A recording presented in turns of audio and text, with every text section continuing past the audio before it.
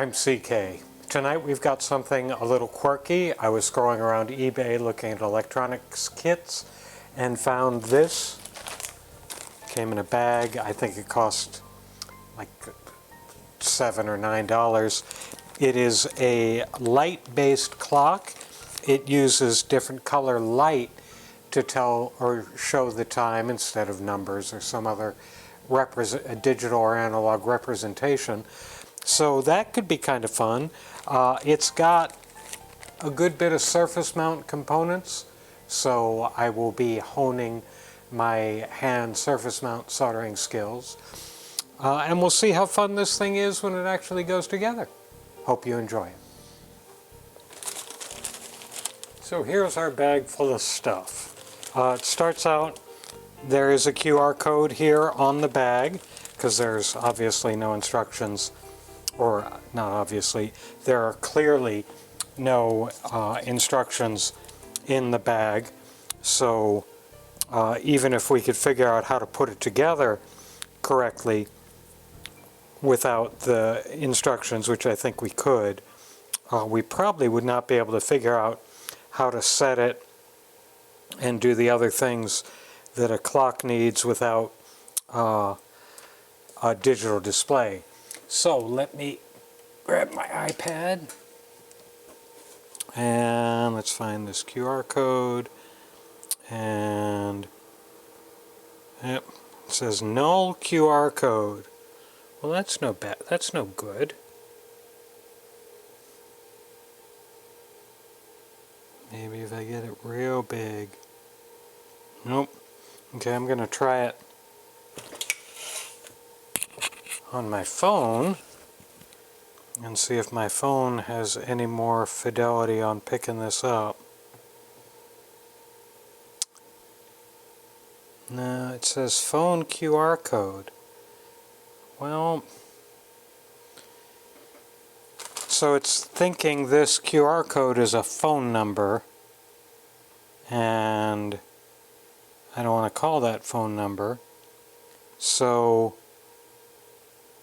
the QR code is not formatted correctly. I'm sorry. It is not formulated as a URL QR code. So what do you think we should do? Oh, let's go ahead and try and put it together anyway. Okay, so let's see what's in the bag first to see how much trouble we're going to be getting ourselves into. So here's the main board, and it's pretty straightforward. Hour, minute, second, and then there's an alarm thing here, set and add. And it's got two surface mount components that go here, and I got no idea what those are. And on the back we've got two ICs. Looks like a voltage regulator probably goes there. Capacitor there, or one of those round can ones, small electrolytic. Then another capacitor, a row of resistors, capacitor, resistor, transistor here. I'm not sure what goes there. This may be for either a buzzer or a battery holder. This definitely looks like a buzzer since it has an alarm feature. Two resistors and something else goes there. Now, as you can see, or the problem is going to be, they don't have the values stenciled or silkscreened on the board, so I don't know how I'm going to figure them out. This looks very interesting, and it'll be fun if we can actually get it to work.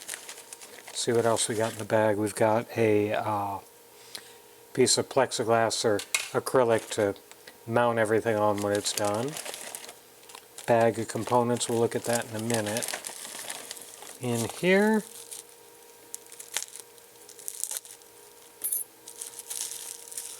Oh, and here we've got some little covers, I believe, that would go over the light bulbs, if you can see that. It would go over the LEDs, and let me show you one of those. So the way it will look eventually is these 4-lead LEDs go in there. I'm not going to put it in there right now because you have to splay the leads out to get it in. I don't want to do that right now. And then cover them with that little dingus to protect them. So we've got little light protector globes.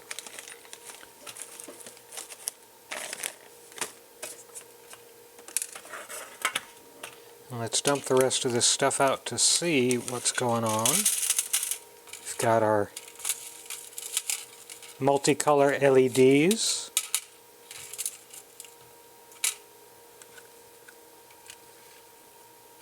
One IC, the big one, and then the smaller IC. Some standoffs to mount this to the plexiglass. That's that little surface mount can resistor electrolytic. Here is, you probably can't see this. This is a mercury switch. It's a little glass globe with 2 contacts and a ball of mercury inside it. I wonder what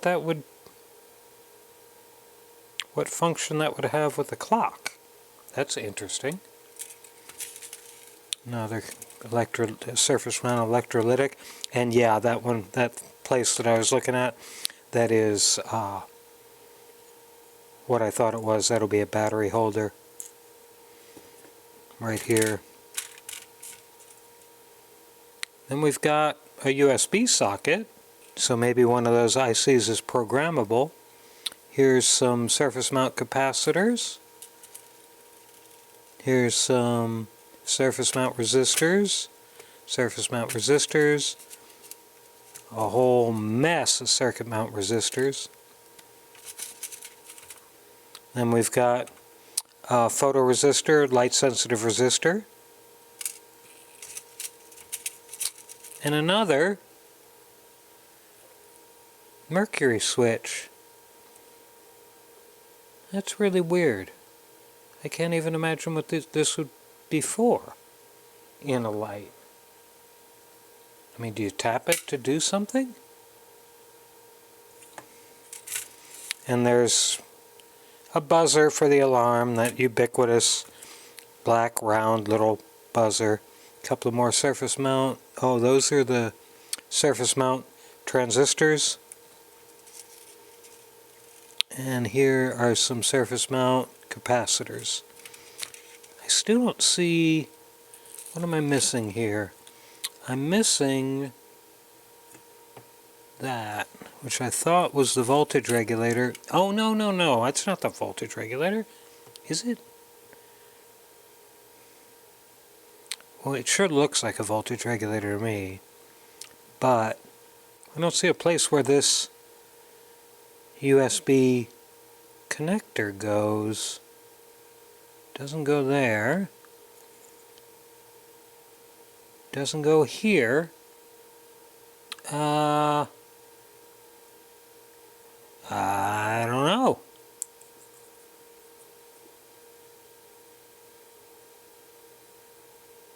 And I don't see the component that goes here. I see the 2 electrolytic capacitors, all the resistors and other capacitors. This is marked as SW2, which traditionally would be switch, but I don't see an SW1 anywhere. And I don't know if we would glue that or put that on there.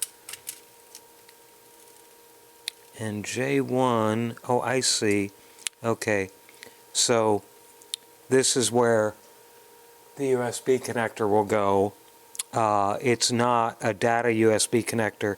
You're just mounting it here with the 2 outside pins to draw 5 volts.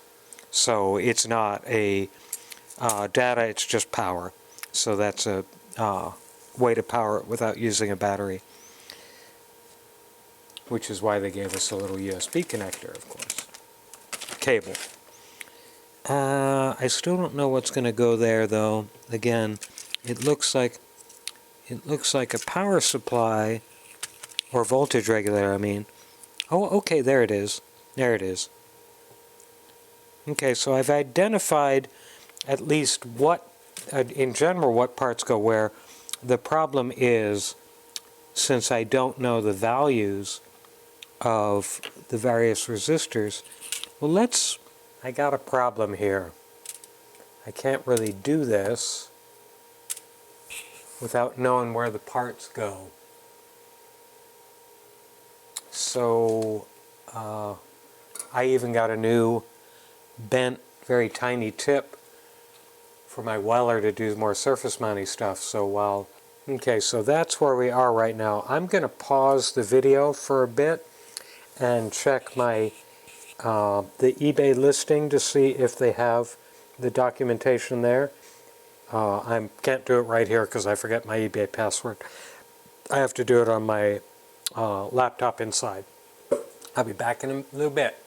So we've sent a request off to the seller of this kit to provide us with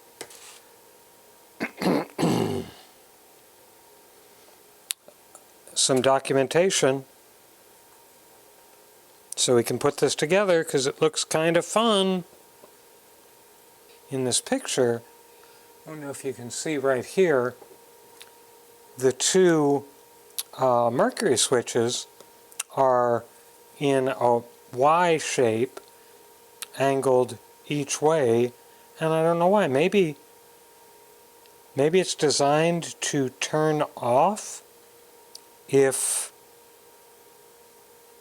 it tips over, or maybe this.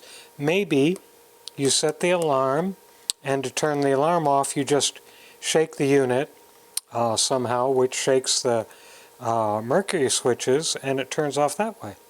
That's probably it. That's going to be it for this evening. Not very interesting, but at least we got to look at what is probably a pretty novel setup. So I'll continue this one whenever I hear back from the seller. Got in touch with the seller through eBay, and he provided me with the build instructions, which include a part list so I know which resistor is R1 through 9. He had to send it to me through email. I asked if he could just provide a link, and he said no, he can't do that. No idea why, and that's his business, not mine. But I did provide him.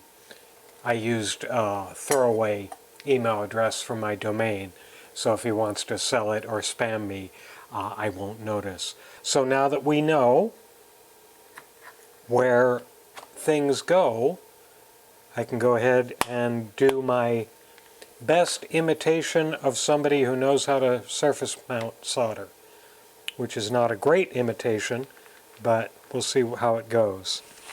And I'm missing something.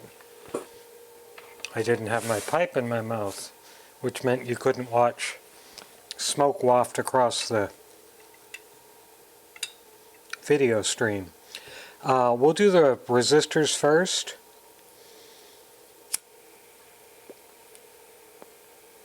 And again, I'm not great at surface mount, so please bear with my fumbling. Well, let's see, we'll do R1 through 3, which are these three resistors, and they are 120 ohm, so that's 120 on the parts marking. It's not that. And there are 4 of them, so it's probably in a 4-strip. And here they are. I forgot to get is I forgot to get my tweezers.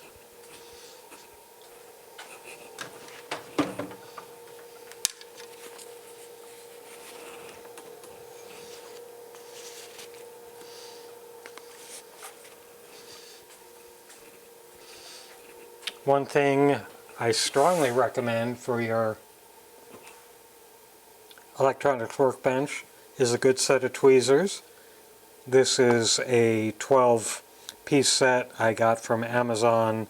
I think it was like somewhere between $20 and $30, and has all the kinds of tweezers you might want.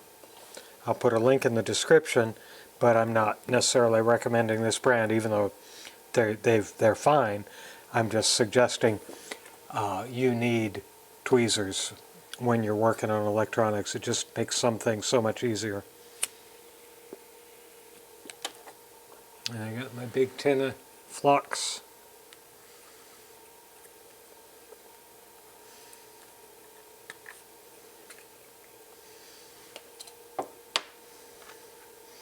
And hopefully I won't get my head too much in these shots, even though that's going to be hard because I'm going to be leaning over these pretty closely.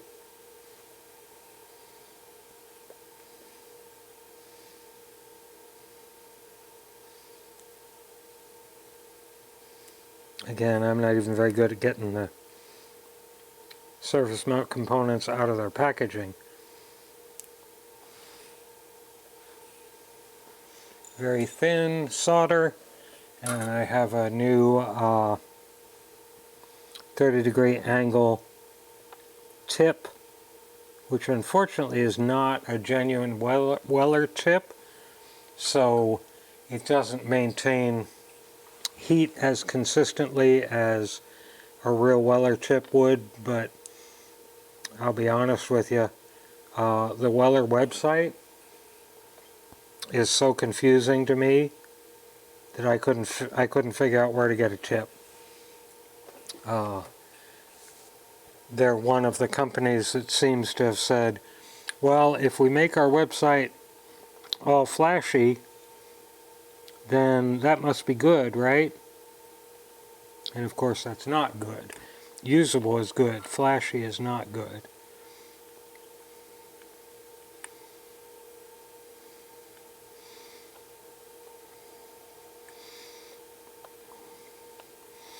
That side's down.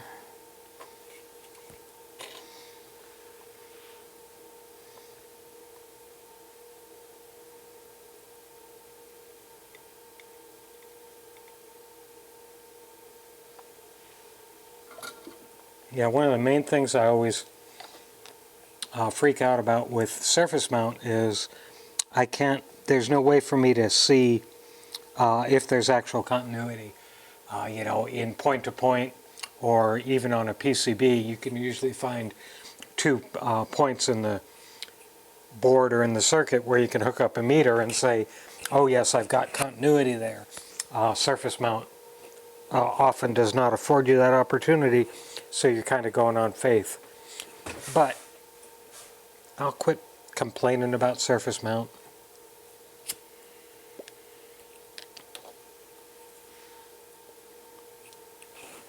My light is showing a little glare. I'm going to change it a little bit.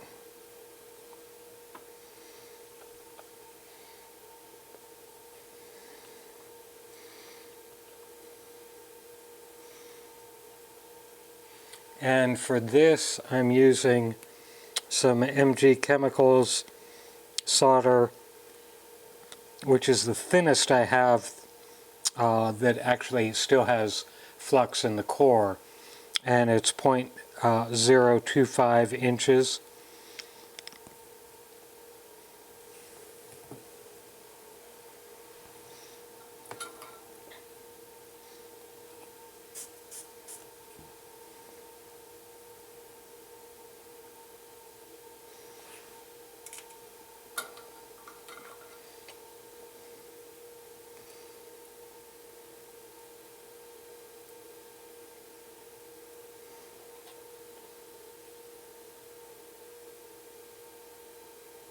Yeah, I shouldn't need the flux for mounting these resistors and the capacitors. I'm only going to be using it on the multi-pin chips when we get to that point.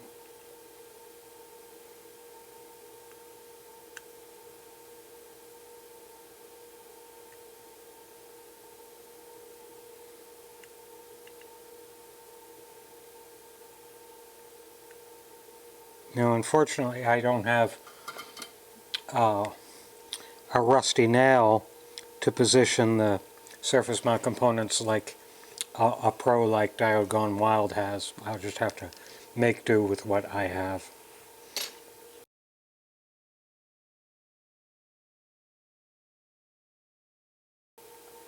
Because I pre-soldered both pads, the resistor is up off the board a little bit at a stupid angle, but I'm not going to fix it. It'll conduct. So R1 to R3, and now we have to find R12.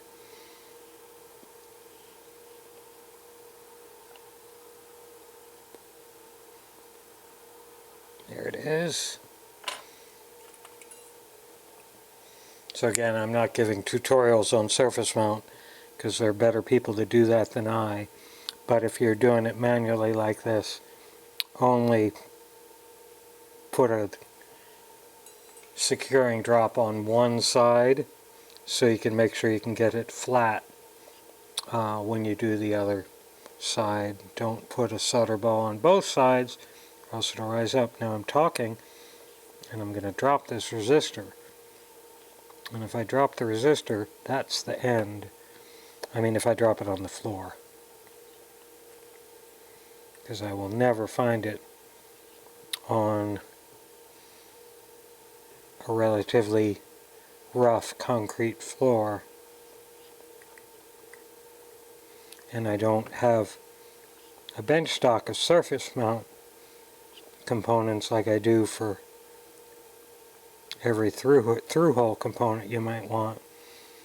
Actually, this is going pretty well. I think it's because this board is pretty big. There's a lot of spacing between these components.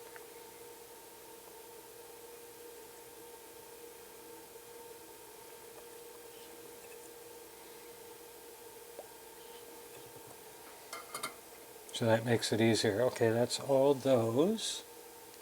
Oh, my iPad went to sleep. You're not supposed to go to sleep while I'm working. Okay, now we've got two 1 meg for R4 and R5. So where's a 2-pack? And this would be 105.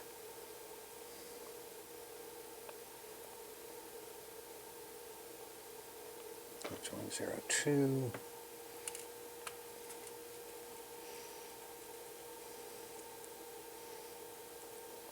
It must be a capacitor. I can't read it.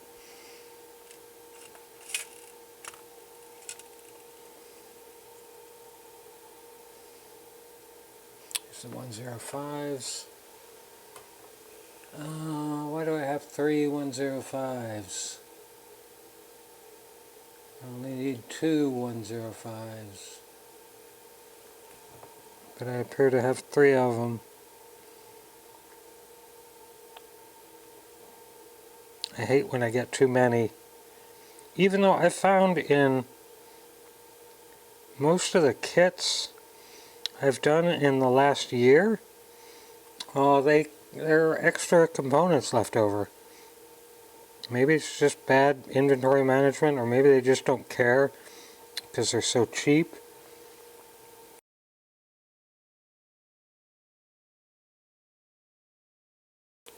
Oops. I did drop one on the floor. Fortunately, as I said, they had an extra, so the extra dropped on the floor. So I lucked out there.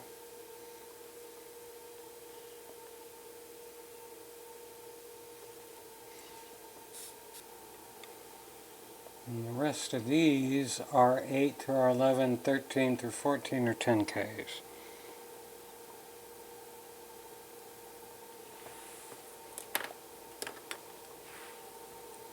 And that is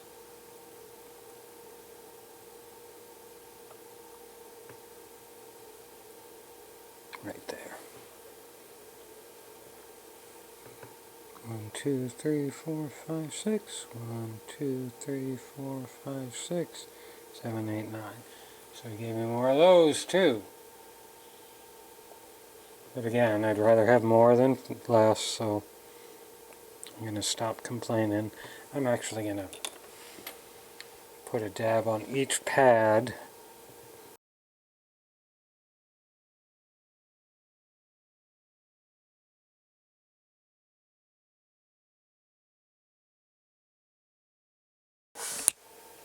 Now we'll do the capacitors. There are 2 chip capacitors and 2 of the what I call the mini can capacitors. Fortunately, there's only 2 chip capacitors and they're the same value.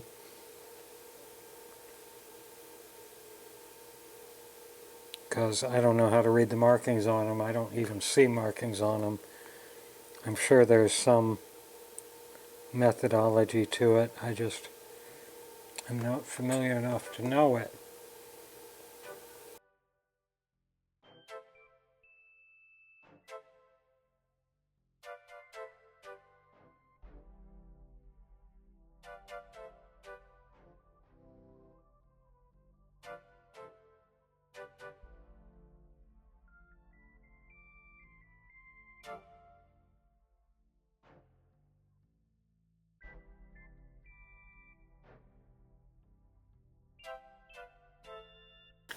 Next are 2 surface mount light emitting diodes. And they're listed as L1 and L2. However, on the board there aren't any silk screens, so and there's not a good clean picture, but what I can discern from the picture we do have is it's on the other side of the board. These are the 2 LED SMD components. And on this board they're using the double line here to indicate the cathode, and the chips have the somewhat standard green T shape with the leg of the T going to the cathode. So that's easy enough to figure out.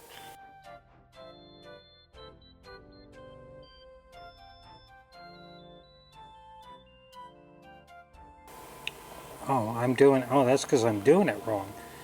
It's because I'm being an idiot, folks, which is not unusual, but I'm trying to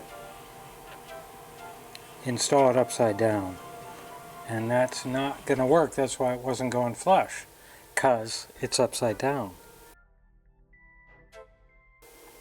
Okay, that's the LEDs. Oh, and because I like to mention it every time I use it, this is a silicon rubber solder aid from Austin Ribbon Mics. I'll put the link in the description. It's very handy for soldering. It's got slots to hold wires or boards. It's got all the little cutouts for tube sockets or different size capacitors or whatever. And as you'll notice, as I was laying this flat, I could drop the can electrolytic into one of the holes and keep it still. This is a really handy device from Austin Ribbon Mic. And again, I'll put a link in the description if I remember. They want me to put these in right now, but I'm going to hold off on that until I've got all the surface mount components on this side. Same with the resistor goes in, the photoresistor goes in next, but that's almost through hole stuff, so I'm not going to mess with that. I'm going to do the transistor right now, Q1, which goes here. Now we've got U2, which I believe is voltage regulator. And we'll put the USB connector on, which again is only used for power. In fact, I probably should have put this on before I put that can on.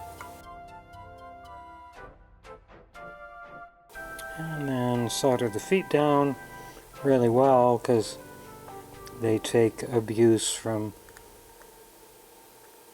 pulling the cable, power cable in and out. So you want to have enough solder that they can put up with repeated yanking in and out mechanical stresses. Battery box.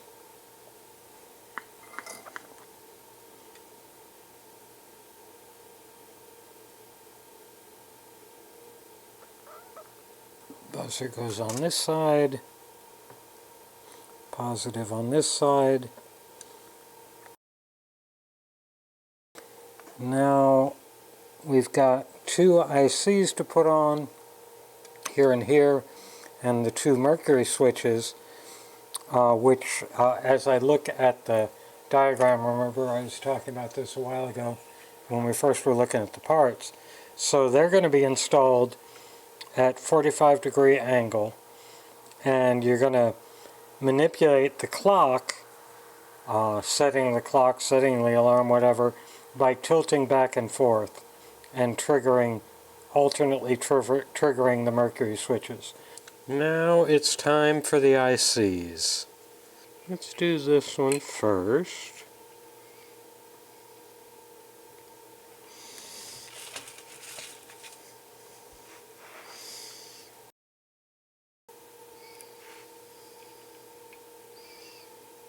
Get all the pins lined up.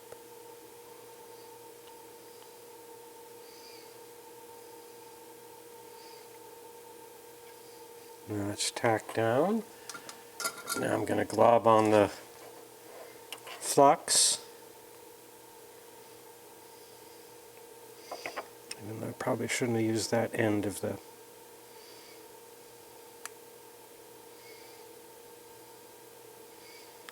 my pokey thing, because this end's got a slot in it.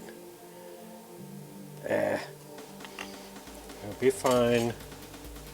Now we'll pretend we're a wave soldering machine.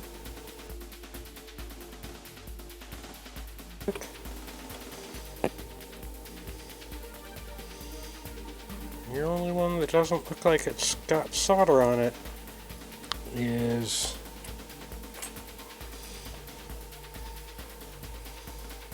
this one right here. Let's see if I can get in there and double check. There.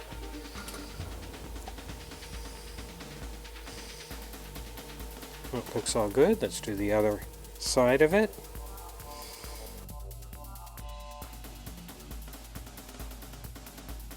All clean, all good. Let me look at the pins. All the pins look good.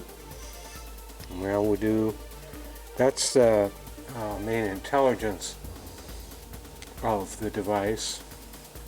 And here's the real-time clock that goes in it, which must, because I don't see one, must have an integrated crystal in this chip. But let me look this chip number up for you. Yeah, it's precision real-time clock with an integrated crystal oscillator and crystal. Yeah, so I was right. It's got a built-in crystal for timing.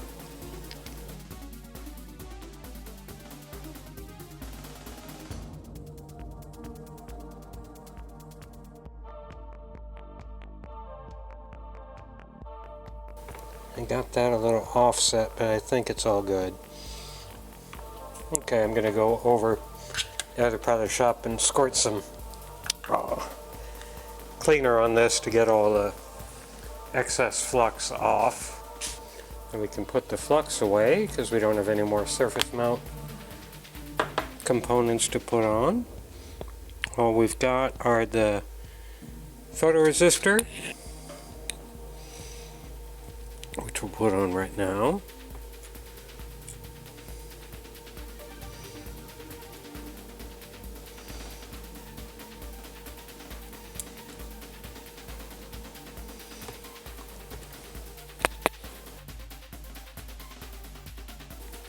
Next are the two reed switches. Actually, they're not reed switches, mercury switches.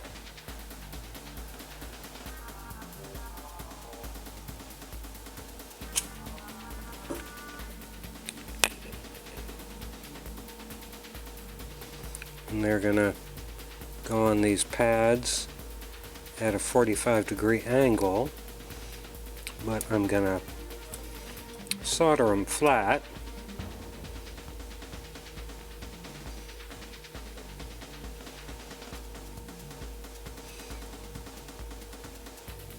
And bend them up as appropriate.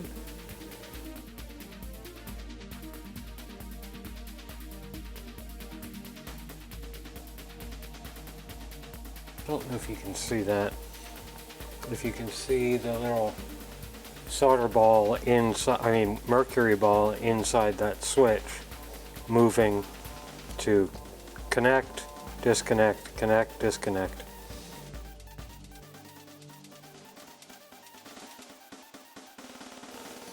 And we'll bend them up to about 45 degrees. And when I tilt that way, this one is open, this one is closed. And when I tilt this way, this one is closed and this one is open. When I tilt this way, this one is closed and this one is open. Well, you get the picture. Now we're going to put all these 3-color LEDs in. And as you may be able to see here, let me get a better one, the one that's a little splayed. The leads are all different lengths. The long one is the one that goes through the square hole. So, oh no, now we want to actually test this. After all this is done, plug in power via the USB cable and press the 2 touch buttons to test whether the device is functioning. If you hear the beep or beep when you press a button, the clock is working normally. So let me get a mini USB cable to have. I just put those away. I was organizing the shop this morning and I put away a USB mini cable. Oh, I found the right cable. So we plug it into power on the wall and then in here. Now when I touch the 2 buttons here, it beeps. There we go. We got 2 LEDs lit. So that's a good start. And it also, as you can see, I didn't cook the LEDs when I soldered them on. I'm very proud of myself for that. Okay, that's a very good sign. So we do not want this LED, these LEDs, to go flat on the board. We apparently want to give them a little distance above the board, and I'm going to have to measure that somehow. Actually, let's see if I go down. Okay, I'll go down to where the traditional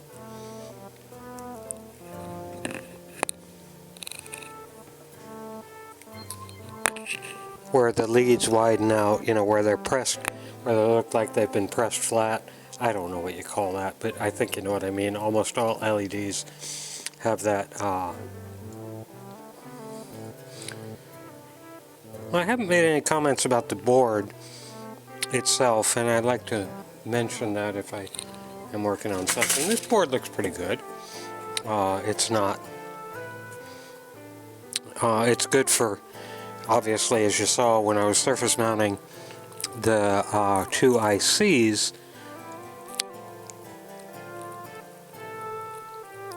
It resisted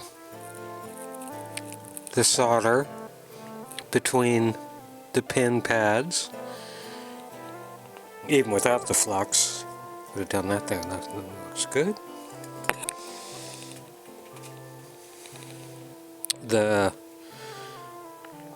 I like the way, as a kit to explore things, the components are given a lot of room to breathe. You've got lots of distance between them.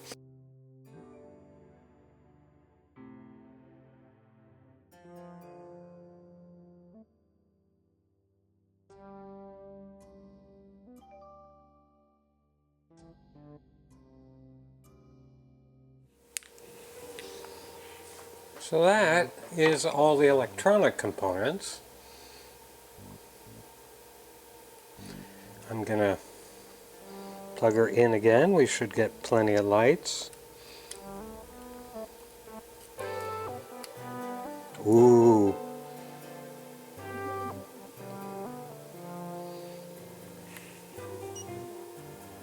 Let me turn off my overhead here so it doesn't wash out the colors.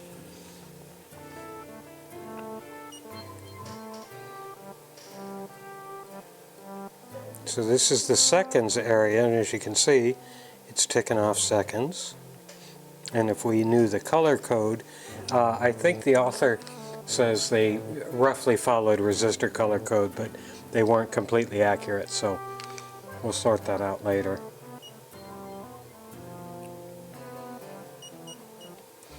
And then as you can see, by tilting it, it makes certain things happen, but so far it's all working well. Now I've got to do a little bit more mechanical work.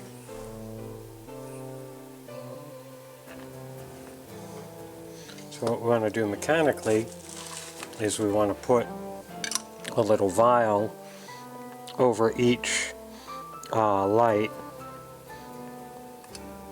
and then it will sit. It will sit on the vials like that. And of course this also means I have to try and get these all lined up, and it's going to stress me out.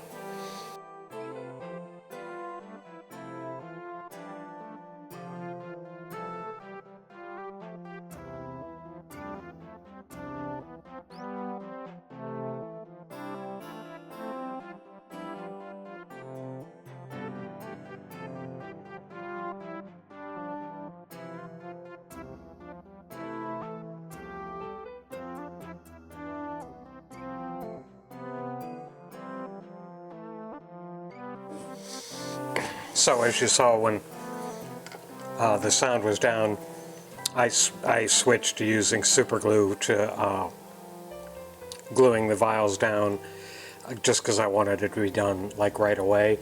Of course then I'm looking in the instructions, it says use epoxy, use this, don't use super glue because it'll cloud the vials. Well, it didn't. But as you can see, it works. Now let me show you how to set it. So you have to tilt it forward because you've got your mercury switches. Then you hit the set button, and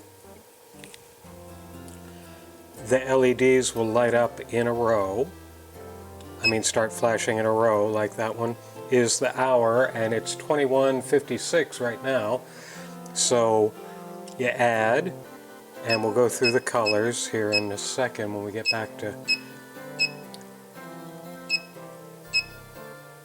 back to white. So the white is really not white, it's kind of bluish white. That's 0, red is 1, orange is 2. So it's 2, and then I already had the red for the 1. So we'll go over here to the minute digits, and that's going to be 5-7 right now. So let me get back to, there's green for 4, greenish cyan for 5, and we'll leave it there. And we'll go to the next digit, which is currently 7. So let's go all the way back to white, just for demo purposes. That's now red is 1, orange is 2, yellow is 3, green is 4, 5 is greenish cyan, 6 is bluish cyan, and then 7 is dark blue. But we're gonna, you might have heard a double pulse. It's because it flipped over to 8, so that's purple. And it'll run and run and run. It's actually kind of cool and kind of attractive. The only challenge I have right now is I don't have a backup battery for it, so I'm going to have to keep setting it every time I use it. Also, I'm going to reach over here and turn off my soldering iron. I forget. And then I come out here in the morning and it's showing 360-degree idle temperature. All I need to do now is memorize the color table. So when I wake up in the middle of the night saying, gosh, I wonder what time it is, I have to do associative color matching when I'm half asleep. That will be a challenge. But again, I think this is a very neat thing. Now, I'll post a link to the eBay seller I bought this from, the listing. I'm sure he's got plenty more. Again, these are available from a number of sellers, but I'll list the seller I used. I'm going to actually grab the side camera and bring it close to the front here so you can get a better look at this. Now, as you saw, it's a pretty straightforward build, and the instructions are as clear as one could reasonably want for something like this. But I of course, because it's got the surface mount connections, I mean soldering, I would not recommend this for a beginner.